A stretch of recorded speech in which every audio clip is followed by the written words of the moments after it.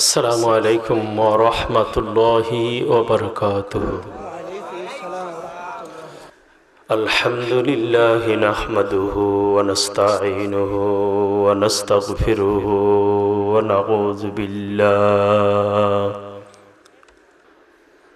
নাউযু বিল্লাহি মিন শুরুরি আনফুসিনা মান ইয়াহদিহিল্লাহু ফালা মুদিল্লা লাহু ومن يضلله فلا هادي له ونشهد أن لا إله إلا الله وأن محمدا عبده ورسوله أرسله بالحق بشيرا ونذيرا وداعيا إلى الله بإذنه وسراجا منيرا فقد قال الله تعالى في كلام المجيد وفرقان الحميد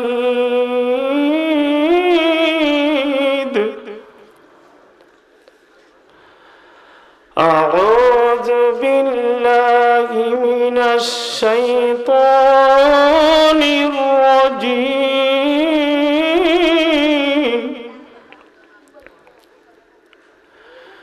بسم الله الرحمن الرحيم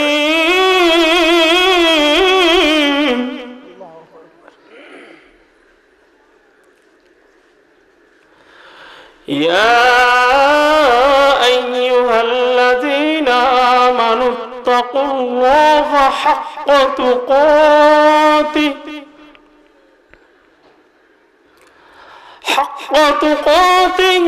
ولا تموتن إلا وأنتم مسلمون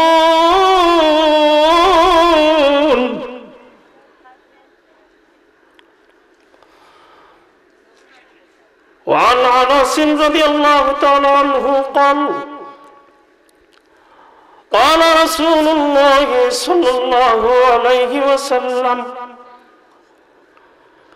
لا تقوم الساعة على أحد يقول الله الله إن الله وملائكته يصلون على النبي يا أيها الذين آمنوا صلوا عليه وسلموا تسليما اللهم صل على محمد وعلى آل محمد كما صليت على إبراهيم وعلى آل إبراهيم إنك حميد مجيد اللهم بارك على محمد وعلى آل محمد كما باركت على إبراهيم وعلى آل إبراهيم إنك حميد مجيد সম্মানিত হাজিরিন, যে মাহফিলে আল্লাহর জিকির হয় না, আল্লাহর নাম মহব্বতের সাথে নেওয়া হয় না, সেই মাহফিলে আল্লাহর রহমত সেইভাবে আমরা পাবো না যেইভাবে মহব্বতে আল্লাহকে ডাক দিলে আমরা পাবো। এই জন্য সবাই আমরা একটু আল্লাহর জিকির করি মহব্বতের সাথে, জবানটা খুলে এবং মনে মনে নিয়ত করি, আল্লাহ এই জিকিরের সাথে সাথে আমার যত বন্ধুরা আশেপাশে রয়েছেন, রাস্তায় রয়েছেন, বাড়িতে রয়েছেন, আল্লাহ গো তুমি আমার ওই বন্ধুদেরকে মাহফিলে এনে হাজির করিয়ে দাও। এই নিয়তে আমরা সবাই জবানটা খুলে একটু জিকির করি। লা ইলাহা ইল্লাল্লাহ, লা ইলাহা মোহব্বতে, লা ইলাহা ইল্লাল্লাহ, লা ইলাহা ইল্লাল্লাহ, লা ইলাহা ইল্লাল্লাহ, লা ইলাহা। আকাশের মালিক যে আল্লাহ, জমিনের মালিক সে আল্লাহ, লা ইলাহা ইল্লাল্লাহ, লা ইলাহা ইল্লাল্লাহ, লা ইলাহা। এই শরীর কার জন্য? আল্লাহর জন্য। এই জবান কার জন্য? আল্লাহর জন্য। এই চক্ষু কার জন্য? আল্লাহর জন্য। তাহলে কেন আল্লাহর নাম নিতে এত বখিলি? আমরা সবাই মনটা খুশি কইরা আল্লাহর নামটা একটু জোরে নিব, জিকিরটা জোরে করব। জিকির করা মানে এলাকা থেকে শয়তান সব দৌড়িতে থাকবো। সর্বনাশ, লা ইলাহা ইল্লাল্লাহ, যে আল্লাহর নামে ধাক্কা চলেছে এই এলাকায় থাকা যাবে না। ঠিক না ঠিক? আল্লাহর নাম শুনলে যাদের কাছে ভালো লাগে, বোঝা গেল তার ভিতরে ইমানের ব্যাটারি আছে। ঠিক না ঠিক? আল্লাহর নাম শুনলে যার পাওয়ার কমে যায়, বোঝা গেল তার ভিতরে ইমানের ব্যাটারি নাই। এটা আমি আব্দুস সুবহানের কথা না, স্বয়ং আল্লাহ সুবহানাহু ওয়া তাআলার কথা। যদি কোরআনের আলোচনা শুনে তাহলে ইমানদারের জজবা, ইমানদারের পাওয়ার আল্লাহ রাব্বুল আলামিন বাড়িয়ে দেয়। চিৎকার করে বলেন সুবহানাল্লাহ। আমাদেরকে সবচেয়ে বেশি মায়া করে কে বলতে পারেন? সবাই বলেন আল্লাহ। আরো আস্তে বলেন আল্লাহ। সবাই বলেন আল্লাহ। আমার আল্লাহ খুশি না বেজার? খুশি যে আল্লাহ পাক আমাদেরকে মুসলমান করলেন, আমাদেরকে আল্লাহ রাব্বুল আলামিন মুসলমান বানালেন। মুসলমান হতে পেরে আমরা খুশি না বেজার? খুশি। সবাই জোরে বললেন না? তাহলে যে আল্লাহ রাব্বুল আলামিন আমাদেরকে মুসলিম বানিয়েছেন, যে আল্লাহ রাব্বুল আলামিন আমাদেরকে বেছে বেছে আজকে এই বগুড়া জেলার ভিতরে অনেক লোক রয়েছিল, অনেকে মাইকিং শুনেছে, অনেকে পোস্টার দেখেছে, অনেকে দাওয়াত পেয়েছে, কিন্তু সবাইকে আল্লাহ রাব্বুল আলামিন এই মাহফিলে আসার জন্য কবুল করেন নাই। কথা ঠিক না বেটি? সুতরাং যারা আসতে পেরেছেন তাদের আওয়াজ আরো বাড়াতে হবে। ছেলের মতো ছেলে একটু হলেই চলে, 10টা দরকার নাই। কথা ঠিক না বেটি? এই মাহফিলের চতুর্দিকে আসমান থেকে জমিন পর্যন্ত আল্লাহর রহমতের ফেরেশতারা গ্রাউ করে রেখে দিয়েছে। কত হাজার ফেরেশতা, কত লক্ষ ফেরেশতা, এটা আমাদের জানা নাই, এটা একমাত্র আল্লাহই ভালো জানে। সুতরাং যারা মাহফিলে এসেছেন এবং যারা আসতেছেন তাদের নসিব, তাদের কপাল অনেক বড়। জোরে বলেন ঠিক না বেঠি? সুতরাং সেই মাহফিলে আল্লাহ রাব্বুল আলামিন আমাদেরকে আসার এবং বসার তৌফিক দিলেন। আল্লাহর দরবারে আমরা সবাই শুকরিয়া আদায় করে বলি আলহামদুলিল্লাহ। এবং কোন সমস্যা হলে সবার লা ইলাহা ইল্লাল্লাহ, লা ইলাহা ইল্লাল্লাহ মুহাম্মাদুর রাসূলুল্লাহ সাল্লাল্লাহু আলাইহি ওয়াসাল্লাম। ইয়া আইয়ুহাল্লাযীনা আমানু তাকুল্লাহা হাক্কা তুকাতিহি ওয়া লা তামুতুন্না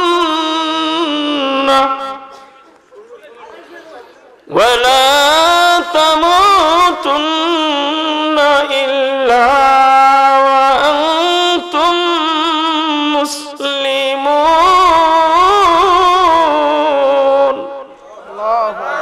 জোরে বলুন আল্লাহু আকবার। আল্লাহ রাব্বুল আলামিন বলেন, ইয়া আইয়ুহাল্লাযীনা আমানু, হে ঈমানদারেরা,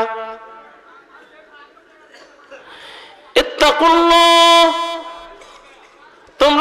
আল্লাহকে ভয় করো হাক্কা তুকাতিহি, যতটুকু আল্লাহকে ভয় করা কর্তব্য, যতটুকু ভয় করা উচিত। ওয়ালা তামুতুন্না ইল্লা ওয়া আনতুম মুসলিমুন। ঈমানদারেরা রে, পুরি মুসলমান না হয়ে তোমরা মৃত্যুবরণ করো না।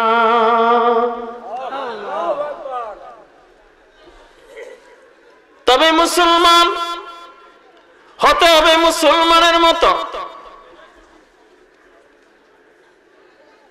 পত্রিকায় একদিন আমি দেখলাম, একটা পত্রিকাতে এসেছে এক ব্যক্তির লাশ 2.5 বছর পর্যন্ত ডিপ ফ্রিজে।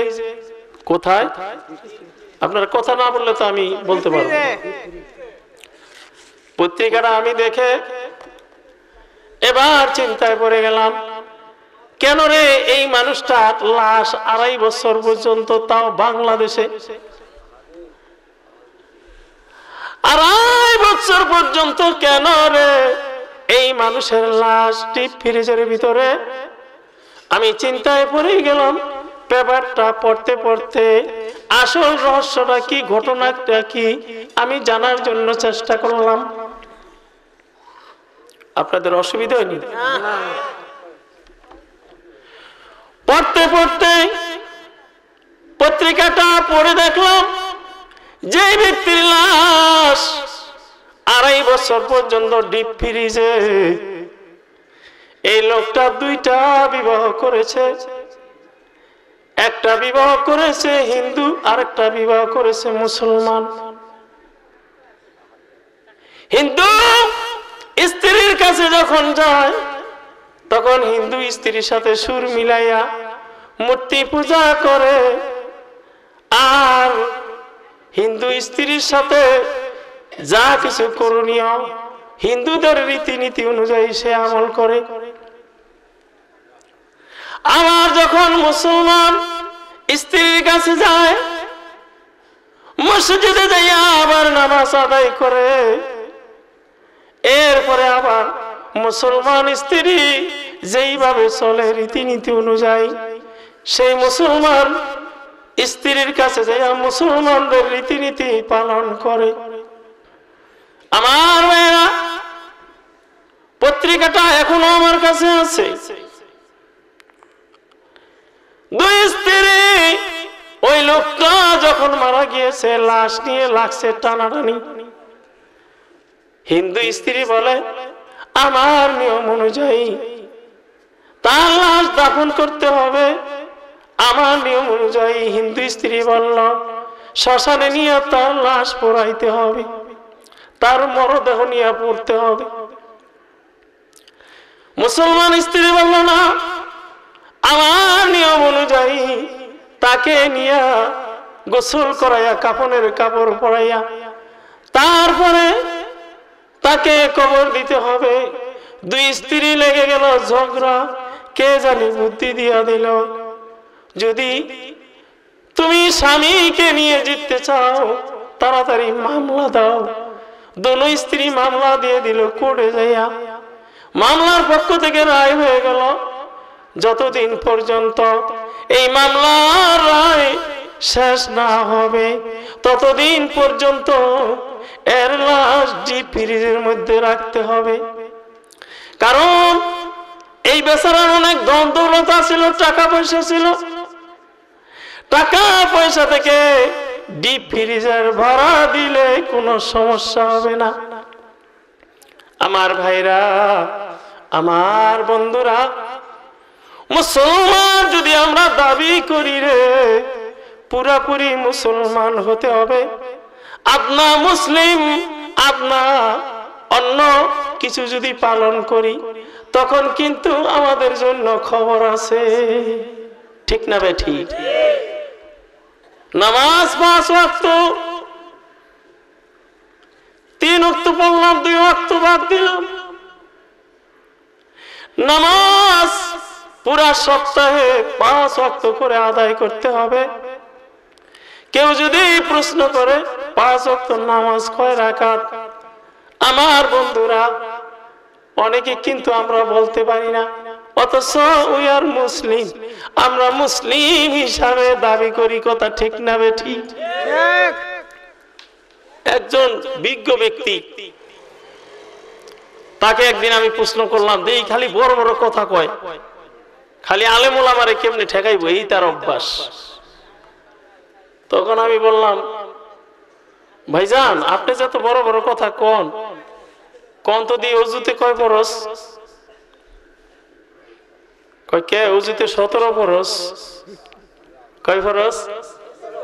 অজুতে বলে 17 ফরজ। আমি কই আল্লাহ রে, অজুতে 17 ফরজ, তা 5 ওয়াক্ত কয় রাকাত ফরজ? এইটার কইতে না। আমি যা খেটা পারলেন না বড়টা, গোসলের কয় ফরজ? কয় আবার গোসলের কি আবার কোন ফরজ আসেনি? আছে না নাই? এই বাংলার জমিনে এমন মুসলমান আছে না নাই? কথা বলেন। আছে।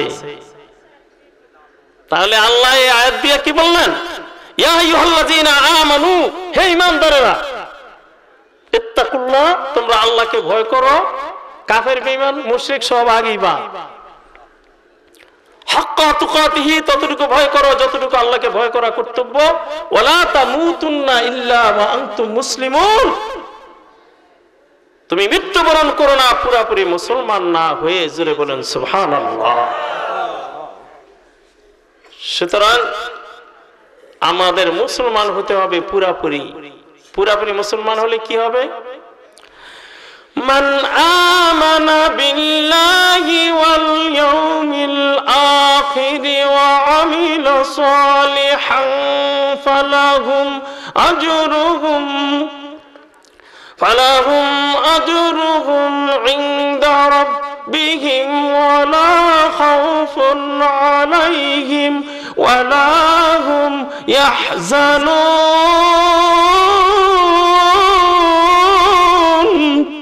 আল্লাহু আকবার বলুন।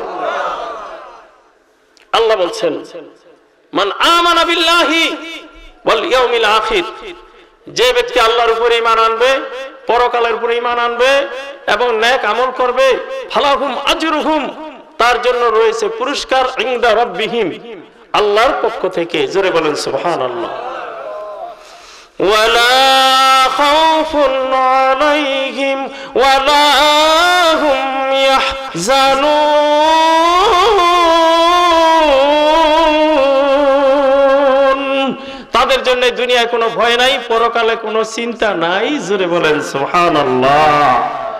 এবার আসুন, বিশ্বনবী মুহাম্মদ রাসূলুল্লাহ সাল্লাল্লাহু আলাইহি সাল্লাম যখন কালেমার দাওয়াত দিয়েছিলেন, আমার এই বিষয়টা খেয়াল করে শুনতে হবে, এদিক সেদিক চাইলে হবে না। বলেন তো, 40 বছর বয়সের সময় যখন মুহাম্মদ রাসূলুল্লাহ সাল্লাল্লাহু আলাইহি সাল্লাম যখন কালেমার দাওয়াত দেওয়া স্টার্ট দিলেন, সর্বপ্রথম কে কালেমা পড়েছেন? একজন মহিলা, বিবি খাদিজা রাদিয়াল্লাহু তাআলা আনহা। জোরে বলেন সুবহানাল্লাহ। আমার ভাইরা, ইসলাম গ্রহণ করার পরে তার ধন দৌলত টাকা পয়সা যা ছিল সব কিছু তিনি আল্লাহর জন্য বিলিয়ে দিলেন। জোরে বলেন সুবহানাল্লাহ। আত্মসমর্পণ করলেন কার কাছে? আল্লাহর কাছে। পুরোপুরি ঈমানদার হওয়ার জন্য তার যা কিছু ছিল সব আল্লাহর রাস্তায় তিনি বিলীন করে দিলেন। জোরে বলেন সুবহানাল্লাহ। আজকে আমরা দুনিয়াতে চলছি বাড়িঘরের বড়াই, ক্ষমতার বড়াই, রক্তের বড়াই, সম্পদের বড়াই, শিক্ষা দীক্ষার বড়াই, সব ধরনের অহংকার আমাদের চলছে। কিন্তু এই অহংকার একদিন ছিন্ন ভিন্ন হয়ে সব শেষ হয়ে যাবে, ঠিক কিনা?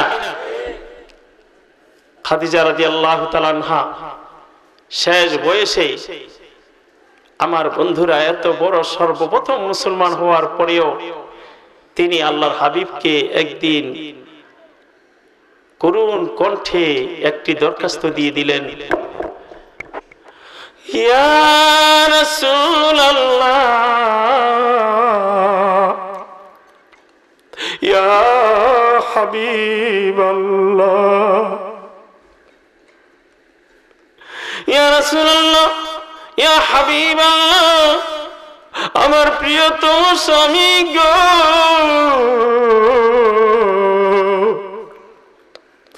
আমার মনে হয় আমি দুনিয়াতে আর বেশি দিন বাঁচব না। ইয়া রাসূলুল্লাহ, ইয়া হাবিবাল্লাহ, আপনার কাছে আমার একটু আবদার আছে, আপনি কি আমার অনুরোধ, আমার আবদার রাখবেন নি? ডাক দিয়া বলে, আমার প্রিয়তম স্ত্রী খাদিজা, বলো গো, তোমার আবদার আমি রাখবো না, আর কার আবদার রাখবো? আমার ভাইরা, আমার বন্ধুরা, এই কথা যখন বললেন, কি ভাই আপনারা উঠে গেলেন কেন? সর্বনাশ, আর কেউ দয়া করে উঠবেন না, মেহেরবানি করে, মাহফিলকে কেউ নষ্ট করবেন না। আমার ভাইরা, আমার বন্ধুরা, আল্লাহর হাবিব বললেন, কি আবদার? ডাক দিয়ে বলে, ইয়া রাসূলুল্লাহ, ইয়া হাবিবাল্লাহ, আমার আবদার হলো এই দুনিয়া ছেড়ে যখন আমি চলে যাব, অন্ধকার কবরে আমি কিভাবে থাকবো? আর যখন আমাকে কবরে রেখে আসবেন, আমি যদি ফেরেশতাদের প্রশ্নের উত্তর দিতে না পারি, ইয়া রাসূলুল্লাহ, ইয়া হাবিবাল্লাহ, আমার কি উপায় হবে? আপনার কাছে আমার আবদার হলো, আমি যেই দিন এই দুনিয়া থেকে বিদায় হয়ে যাব, যেই দিন আমাকে কাফনের কাপড় পরাইয়া কবরে রেখে দিবেন, আমার প্রিয়তম স্বামী, আমার সাথে আপনি কথা দেন, ততক্ষণ পর্যন্ত আপনি আমার কবরের পাশ থেকে যাবেন না, যতক্ষণ পর্যন্ত আমি ফেরেশতাদের প্রশ্নের উত্তর দিতে না পারবো। আল্লাহর হাবিব ডাক দিয়ে বলে, ও আমার প্রিয়তম স্ত্রী খাদিজা, তুমি যে কথা বলেছো, তোমার কথা আমি অমান্য করব না। যাও, আমি কথা দিলাম, সত্যিকারী বিবি খাদিজা রাদিয়াল্লাহু তাআলা আনহা যেদিন ইন্তেকাল করলেন, আমার ভাইরা, আমার বন্ধুরা, আমার মা বোনেরা, কাফনের কাপড় পরাই যখন সম্মানের সাথে তাকে কবরে রাখা হলো, কবরের কাজ যখন সমাধান হয়ে গেল, সাহাবায়ে কেরাম ডাক দিয়া বলে, ইয়া রাসূলুল্লাহ, ইয়া হাবিবাল্লাহ, হুজুর, কবরের সমাধান, যা কিছু কাজ ছিল সব কিছু শেষ হয়ে গিয়েছে, হুজুর চলুন এবার কি বাড়ির দিকে যাবেন না? আল্লাহর হাবিব দুইটা চোখের পানি ছেড়ে দিয়ে বলে, ও আমার সাহাবারা, তোমরা যার যার মতো বাড়িতে চলে যাও, আমি এখন বাড়িতে যেতে পারবো না, কারণ আমার স্ত্রী খাদিজার সাথে আমার একটা ওয়াদা আছে, এই ওয়াদা পুরা না করে আমি যেতে পারবো না। খাদিজা রাদিয়াল্লাহু তাআলা আনহাকে কবরে শোয়া আল্লাহর হাবিব কবরের পাশে চোখের পানি ছেড়ে দিয়ে কান্না শুরু করে দিলেন। ডাক দিয়া বলে, আল্লাহ, ততক্ষণ পর্যন্ত এই কবরের পাশ থেকে আমি যেতে পারবো না, যতক্ষণ পর্যন্ত আমার খাদিজা ফেরেশতাদের প্রশ্নের উত্তর দিতে না পারবে। যখন আল্লাহর হাবিব চোখের পানি ছেড়ে দিলেন, আল্লাহর রহমতের দরিয়ায় জোশ মেরেছে। আল্লাহ পাক হযরত জিবরাইল আলাইহিস সালামকে ডাক দিয়া বলে, জিবরাইল, যাও যাও, আমার নবীজিকে যাইয়া বলো, আমার নবীজির স্ত্রী খাদিজার জন্য যত মায়া, আল্লাহু আকবার বলেন, আমার বান্দি খাদিজার জন্য তার চেয়ে আমি আল্লাহর বেশি মায়া। আমার নবীকে যায়া জানায়া দাও, আমার বান্দি খাদিজার পক্ষ থেকে আমি আল্লাহ ফেরেশতাদের প্রশ্নের উত্তর দেওয়ার দায়িত্ব নিলাম। লা ইলাহা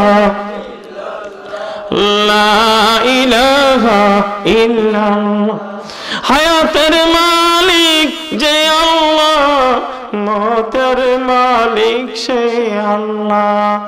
লা ইলাহা, জোরে জোরে লা ইলাহা, সুবহানাল্লাহ, আলহামদুলিল্লাহ, লা ইলাহা।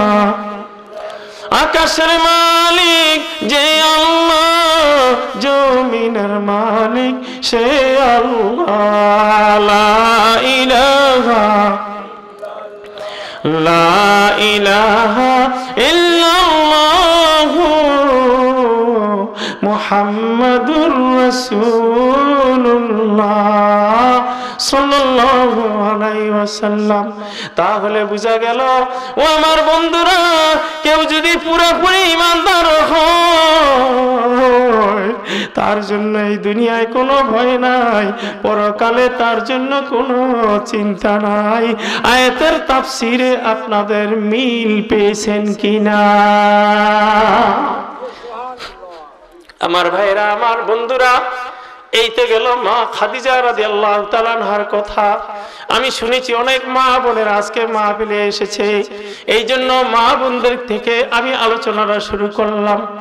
আমার বন্ধুরা, আমার ভাইরা, পুরাপুরি মুসলমান হওয়ার জন্য যদি জীবনও দিতে হয়, ঈমান দেওয়া যাবে না যদিও জীবন দিতে হয়।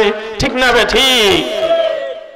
আল্লাহর হাবিব মুহাম্মদুর রাসূলুল্লাহ সাল্লাল্লাহু আলাইহি ওয়াসাল্লাম যখন কালেমার দাওয়াত দেওয়া শুরু করে দিলেন, আস্তে আস্তে মুসলমানদের সংখ্যা বের হয়ে গেল, বাড়তে লাগলো।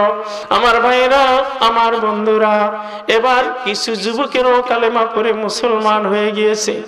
কয়েকজন যুবক চিন্তা করলো, আমরা যে এত সুন্দর দিন গ্রহণ করলাম, আমাদের জীবনকে আমরা সুন্দর করলাম, আমরা জাহান্নাম থেকে মুক্তি পাওয়ার একটা সুযোগ পাইলাম, আমরা যেরকম ঈমান গ্রহণ করে দামি হইতেছি, অন্য দেশে যারা কালেমার দাওয়াত পায় নাই তাদেরকে যে আমরা কালেমার দাওয়াত দিব, চলো আমরা 10 জন যুবক মিলে নবীজির কাছে পারমিশন চাই। 10 জন যুবক মিলে আল্লাহর হাবিবের কাছে যায়, হাজির হয়ে যায়। ইয়া রাসূলুল্লাহ, ইয়া হাবিবাল্লাহ, হুজুর, যদি আপনি দয়া করে আমাদেরকে অনুমতি দেন, আমরা অন্য দেশে যাইয়া কালেমার দাওয়াত দিব। আমরা যে এরকম মুসলমান হয়েছি, অন্য মানুষেরও যেন এইরকম মুসলমান হতে পারে। ও আমার ভাইরা, আমার বন্ধুরা, এবার কালেমার দাওয়াত দেওয়ার জন্য নবীজির কাছে যখন পারমিশন চাইলেন, আল্লাহর হাবিব ডাক দিয়া বলে, যুবকেরা রে, এত তাড়াতাড়ি কি তোমরা পারবানি? যুবকেরা বলল, ইয়া রাসূলুল্লাহ, ইয়া হাবিবাল্লাহ, যদি আপনি অনুমতি দেন আমরা পারবো ইনশাআল্লাহ। আল্লাহর হাবিব বললেন, যাও, তোমাদেরকে অনুমতি দেওয়া হলো। এবার 10 জন যুবক মিলে অন্য দেশে চলে গেল, যেই দেশের বেশি মানুষ ছিল খ্রিস্টান। খ্রিস্টান দেশে যাইয়া তারা কালেমার দাওয়াত দেওয়ার জন্য প্রস্তুতি নিল। আমার ভাইয়েরা, আমার বন্ধুরা, যুবকদের চরিত্র দেখে ওই এলাকার মানুষেরা মুগ্ধ হতে লাগলো। আমার ভাইরা, আমার বন্ধুরা, এবার যুবকেরা যখন দেখলো তাদের কথা মানুষেরা এই মাত্র শুনবে, এতদিন শুনে না, এখন তাদের প্রতি একটা ফেদ হয়েছে, একটি আস্থা হয়েছে, সুতরাং এখন কালেমার দাওয়াত দেওয়া যায়। আমার ভাইরা, যখন কালেমার দাওয়াত দেওয়া শুরু করলো, আর যারা ছিল মূর্তি পূজক, যারা ছিল গাছ পূজক, যারা ছিল অগ্নি পূজক, আমার ভাইরা, তাদেরকে যুবকেরা কণ্ঠে কণ্ঠের সাথে কণ্ঠ মিলাইয়া দাওয়াত দেওয়া শুরু করে দিল। ও মূর্তি পূজক, ও অগ্নি পূজক ভাইয়েরা, তোমরা যাদের পূজা করো এরা তোমাদেরকে নাজাত দিতে পারবে না। যদি নাজাত তোমরা চাও তাহলে একটাই কালেমা আছে, তোমরা এই কালেমার মধ্যে আসো, এই কালেমা তোমরা পড়ো, লা ইলাহা ইল্লাল্লাহু মুহাম্মাদুর রাসূলুল্লাহ। আল্লাহ রাব্বুল আলামিন অন্য আয়াতের মধ্যে বলছেন, ইন্নাল্লাযীনা আমানু ওয়া আমিলুস সালিহাতি লাহুম জান্নাতুন তাজরি মিন তাহতিহাল আনহার যালিকাল ফাওজুল কাবীর। আল্লাহ রাব্বুল আলামিন বলেন, ও দুনিয়ার মানুষেরা, ইন্নাল্লাযীনা আমানু, নিশ্চয়ই যারা ঈমান আনবে, ও আমিলুস সালিহাত, এবং যারা নেক আমল করবে, লাহুম জান্নাত, সুবহানাল্লাহ, যারা ঈমান আনবে এবং নেক আমল করবে। আল্লাহ ডাক দিয়া বলেন, ও দুনিয়ার মানুষেরা, যারা এই দুইটা জিনিস আল্লাহ রাব্বুল আলামিনকে দিবা, লাহুম জান্নাত, আল্লাহ রাব্বুল আলামিন তাদেরকে জান্নাত দিবে।